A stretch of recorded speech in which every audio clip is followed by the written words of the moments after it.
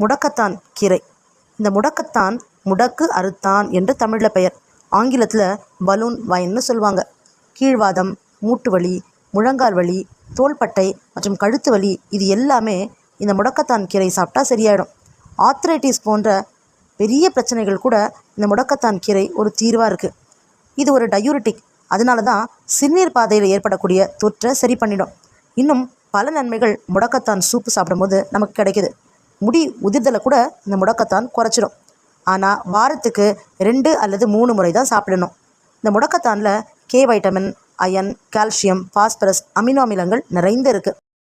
முடக்கத்தான் மாதிரியான மூலிகைகள், கீரைகள், காய்கறிகள், மலர்கள், கிழங்கு வகைகள் மற்றும் சிறுதானியங்களில் எப்படி சூப்பு செய்யலான்னு சொல்லித்தரேன். 121 வகையான சூப் மிக்சஸ் வகுப்பு மிக குறைவான கட்டணத்தில் பொங்கல் ஆஃபரில் இருக்குது. ரிஜிஸ்டர் பண்ணுங்கள், கலந்துக்குங்க, சூப் பிஸ்னஸ் செய்யுங்க.